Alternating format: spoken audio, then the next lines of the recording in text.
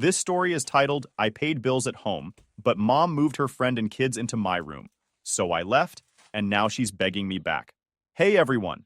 If you're enjoying these stories and want to support the channel, don't forget to hit that subscribe button. It helps me bring you even more awesome content like this. Now let's start the video. OP starts by saying, living at home at 23 isn't exactly what I had planned for my life, but it worked out for the most part. I wasn't freeloading or anything. I paid rent, covered the electricity bill, and even paid for my mom's phone plan.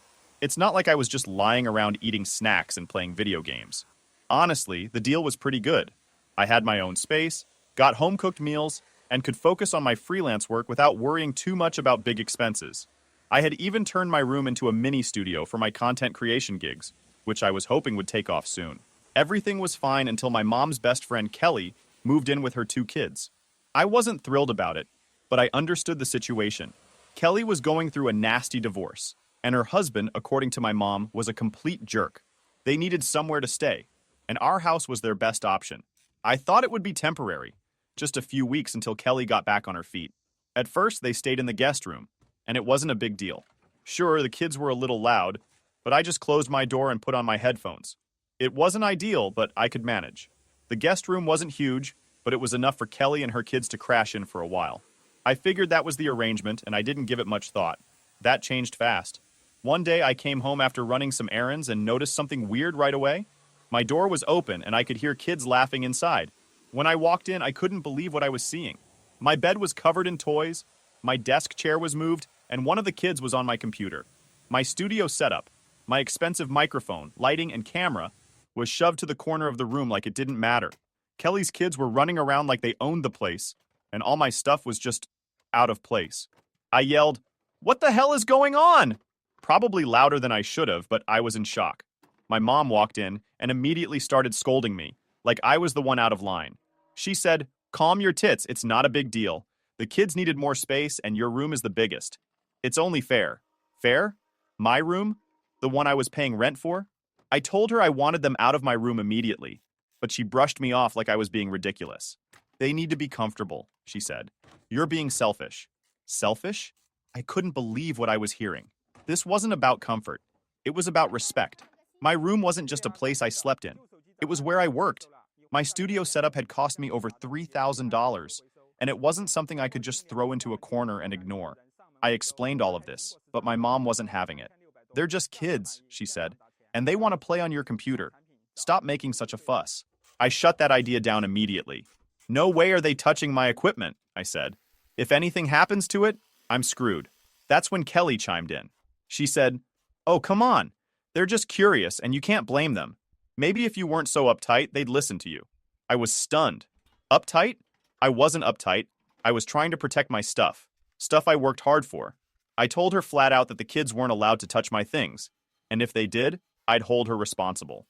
That didn't go over well. She called me selfish too, and my mom agreed with her. It was like I was suddenly the bad guy in my own home. After that first blow-up, things in the house got tense. I couldn't believe my mom and Kelly were siding against me, especially when I was the one paying rent, but I figured they'd realize how ridiculous this was after they calmed down. The next day, I tried talking to my mom again. I explained how much my studio equipment meant to me, not just financially, but professionally. Freelancing isn't just some hobby, it's my job. Without my gear, I couldn't do my work, and replacing it would take me months, maybe even years to save up for. I told her, "Mom, I'm not trying to be a jerk, but this isn't fair. I'm paying rent for that room, and you just gave it away without even asking me." Her response? "You're being dramatic. It's my house, and I decide what happens in it." I was stunned. "Your house? I pay rent. I'm contributing here, not just squatting for free." She shrugged like it didn't matter. "The kids need space. Your brother's room is too small, and your sister's room is full of her things. Besides, your room has all that fancy stuff and they like it better."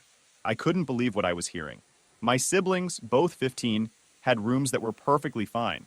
Sure, my brother's room was smaller, but it was big enough for 2 kids.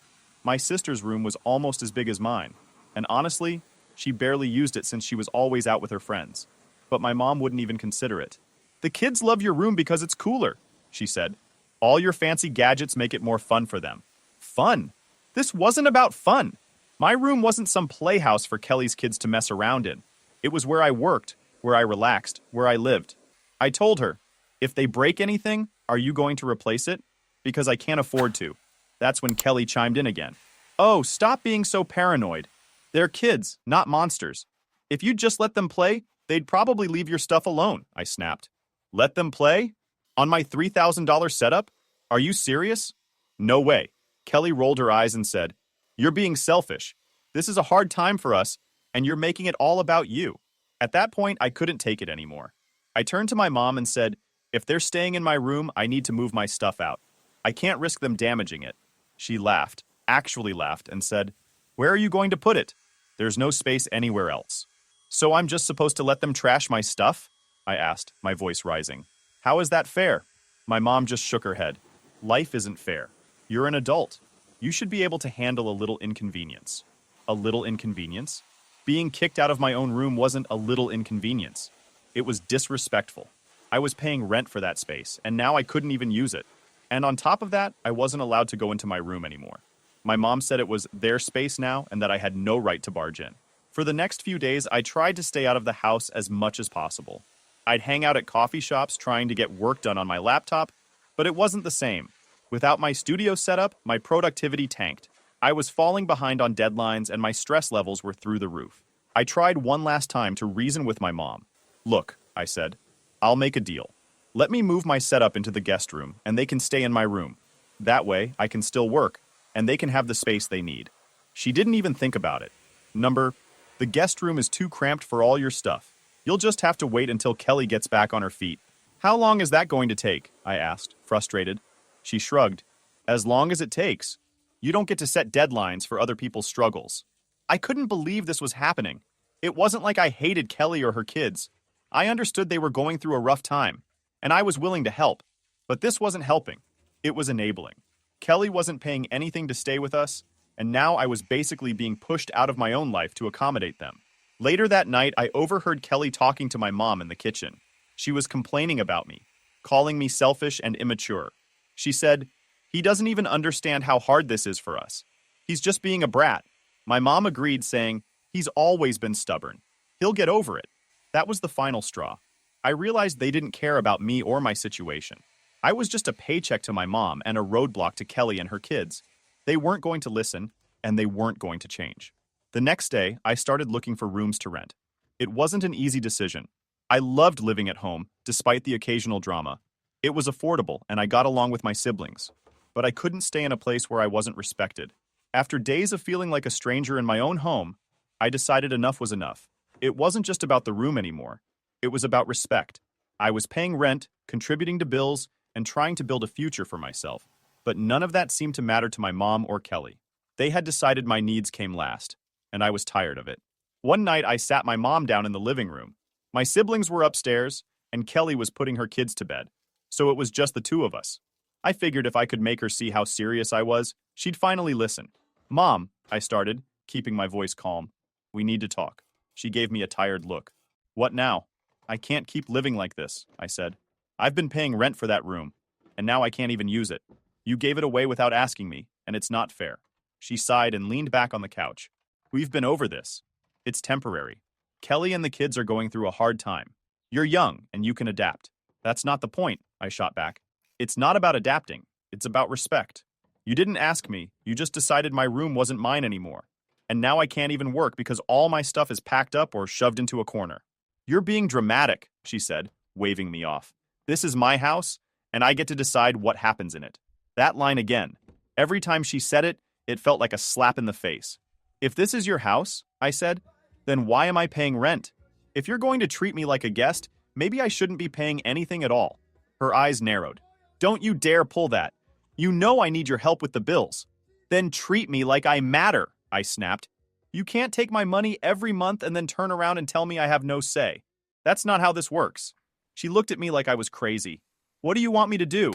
Throw Kelly and her kids out on the street? They have nowhere else to go. I shook my head. No, but there are other options. They could stay in the guest room, or they could move into one of my siblings' rooms. Hell, you could even rotate rooms so everyone takes turns sharing the space. But taking my room and locking me out of it? That's not okay. She crossed her arms. Your brother and sister are too young to share their rooms, and the guest room is too small for 3 people. Your room was the best option. No, it was the easiest option, I said. You didn't want to deal with the hassle, so you dumped it on me. At that point, I could feel my frustration boiling over. I'll make this simple, I said, looking her straight in the eye. Either Kelly and the kids move out of my room, or I move out of the house. Those are your options. She blinked, caught off guard. Don't be ridiculous. Where would you even go? I've already started looking for rooms to rent, I told her. If you're not going to respect me or the fact that I'm paying to live here, then I'll find somewhere else to live. She scoffed. You're bluffing. You can't afford to move out. I leaned back and crossed my arms. Try me. The next few days were tense. I didn't bring up the ultimatum again, but it hung in the air like a storm cloud. My mom didn't take me seriously, which just made me more determined. I spent every spare moment scrolling through rental listings, messaging landlords, and figuring out my budget. It wasn't going to be easy, but I knew I could make it work if I cut back on non-essentials. Meanwhile, things at home were worse than ever. Kelly's kids had turned my room into their personal playground, and I couldn't do anything about it. I wasn't even allowed to step inside without someone throwing a fit. Once, I tried to grab a few things I'd left behind, a pair of headphones and some books, and Kelly snapped at me. What are you doing in here? She demanded, standing in the doorway with her hands on her hips. I need my stuff, I said, trying to keep my voice calm. She shook her head. You can't just barge in whenever you want. This is their room now. I stared at her, speechless. Are you kidding me? This is my room. Not anymore, she said, her tone icy. You need to respect their space. Respect their space? The irony nearly made me laugh. I'm paying rent for this room, I said, through gritted teeth. I'll grab my stuff and leave. But don't tell me to respect their space when no one respects mine. She muttered something under her breath and walked away. But the damage was done.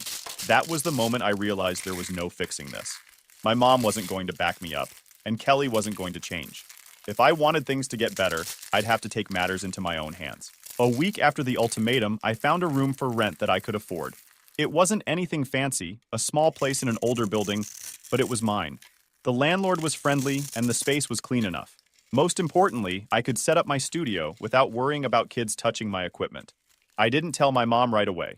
I wanted to make sure everything was finalized before I dropped the bombshell. When I signed the lease, I felt a strange mix of relief and sadness. Moving out wasn't what I had planned, but staying wasn't an option anymore. I had to put myself first, even if it meant leaving behind the home I'd grown up in. The next step was moving my stuff out. I knew it wasn't going to be easy, especially with my mom and Kelly breathing down my neck, but I didn't care anymore. I was done playing nice.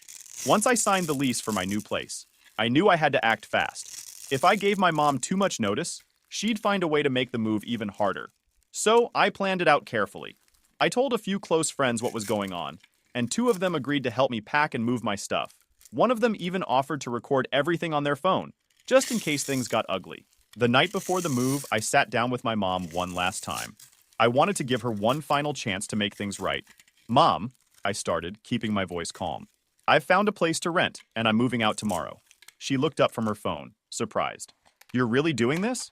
Yeah, I said, nodding. You didn't leave me much choice. She rolled her eyes. You're overreacting. This whole thing is temporary. You're leaving over nothing. It's not nothing, I said firmly. You gave away my room, locked me out of it, and told me I didn't have a say in the matter. I'm paying rent, and you treated me like I was just disposable. She sighed, like I was exhausting her. You know I need your rent money to keep this house running. If you leave, how am I supposed to pay the bills? I felt a pang of guilt, but I pushed it aside. That's not my problem anymore, I said. You made it clear that this isn't my house. You said it's your house, your rules. Well, if that's the case, then I don't have to stay here. She glared at me. So you're just going to leave us high and dry? I shrugged. You can ask Kelly to start paying rent, or her husband since they're still married. I don't owe you anything. She didn't say anything after that, just gave me a cold look and went back to her phone. I took that as my cue to leave. The next day, my friends showed up bright and early with a couple of cars and a rented van. We were ready to get everything done as quickly as possible. I'd already packed most of my stuff into boxes, but I still had to get my studio set up out of my old room. When we got to the house, Kelly and her kids were already awake. The kids were running around the living room, and Kelly was sitting at the kitchen table with a cup of coffee. She gave me a suspicious look as soon as I walked in. What's going on? She asked, narrowing her eyes. I'm moving out, I said simply. Her eyebrows shot up. Seriously? You're leaving because of this? That's pathetic. I ignored her and headed upstairs to my room. or what used to be my room. When I opened the door, the sight almost made me sick. My bed was covered in stuffed animals and toys, and my desk was piled high with random junk.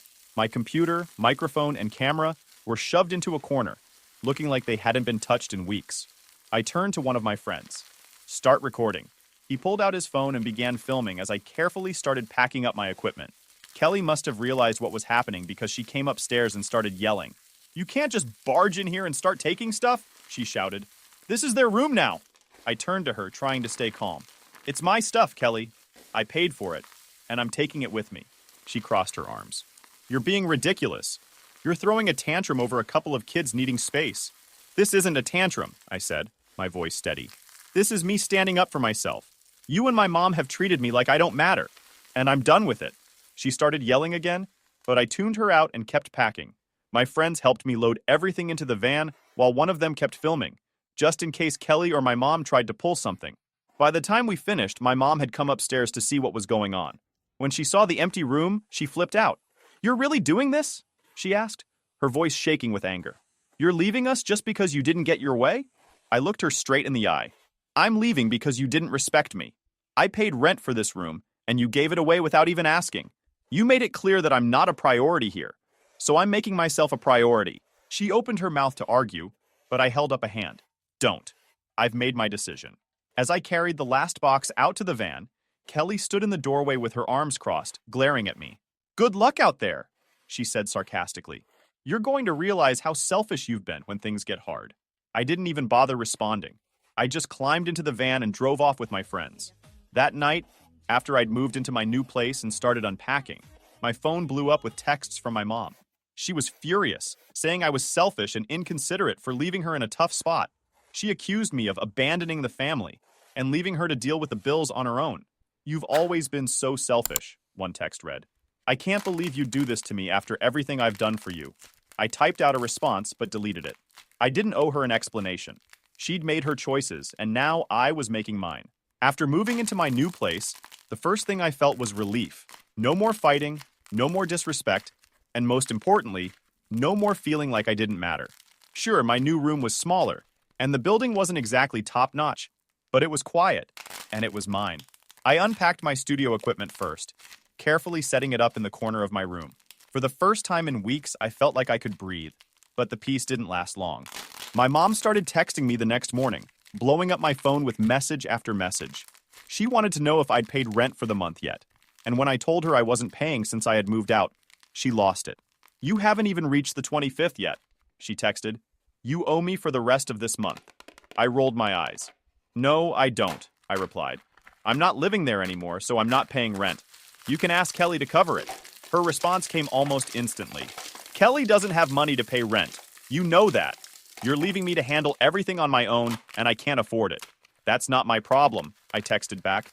"You made it clear that it's your house, your rules. Well, now it's your bills, your responsibility." She didn't like that answer. She started calling me selfish, immature, and ungrateful. According to her, I was tearing the family apart by leaving. At first, the guilt started creeping in.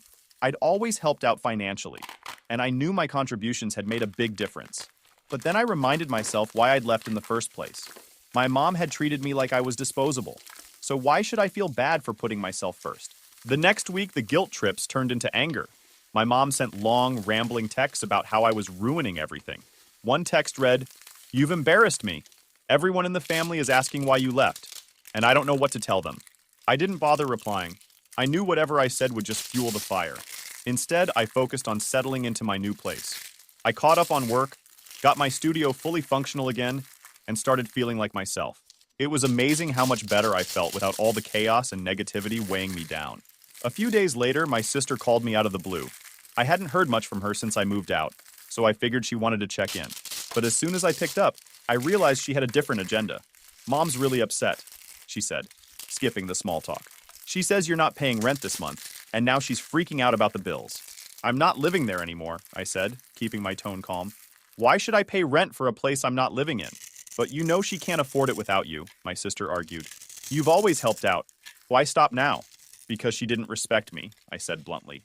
"She gave away my room, locked me out of it, and treated me like I didn't matter. I'm done being taken advantage of." My sister sighed. It's not that simple. Kelly's going through a lot, and Mom's just trying to help. I get that, I said. But why does helping Kelly mean screwing me over? I was paying rent for that room. I had every right to keep it. She didn't mean to screw you over, my sister said weakly. She's just stressed. So am I shot back. But no one cared about that when I was being pushed out of my own room. She didn't have much to say after that. We talked for a few more minutes, mostly about her school stuff, and then hung up. I could tell she was stuck in the middle, but I wasn't going to let her guilt me into changing my mind. As the days went on, the texts from my mom started tapering off. I think she realized I wasn't going to budge. But then she pulled one last stunt that made me glad I'd left. One morning, I woke up to a text from a cousin I hadn't spoken to in years. It said, "Hey, I heard about the drama with your mom. Are you okay?" Confused, I asked what they were talking about. That's when they sent me a screenshot of a Facebook post my mom had made. In it, she painted me as the villain, claiming I'd abandoned her and the family during their time of need. She left out the part where she gave my room away, of course, and made it sound like I'd left out of sheer spite. I was furious. It was one thing to argue with me privately, but airing our dirty laundry online? That was too far. I didn't respond to the post, though. I figured it wasn't worth the effort. Let her play the victim if that's what she needed to do. I knew the truth, and so did the people who actually mattered. Now, a month later, I'm fully settled into my new place. My work is back on track, my stress levels are way down, and I'm finally starting to feel like myself again. My mom still texts me occasionally, but I keep the conversation short and stick to neutral topics. I've learned to set boundaries, and I'm not letting her guilt trip me anymore. Do I feel bad about leaving? Sometimes, yeah. It sucks that things had to end this way, but I don't regret my decision. I deserve respect, and if my mom couldn't give me that, then I had to find it elsewhere. Moving out was the best thing I could have done for myself, and I'm not looking back. Was I the a-hole for leaving and refusing to pay rent for the rest of the month? I don't think so. I tried to be reasonable, but my mom made it clear that I didn't matter as much as Kelly and her kids. At the end of the day, I had to put myself first. If that makes me selfish, so be it.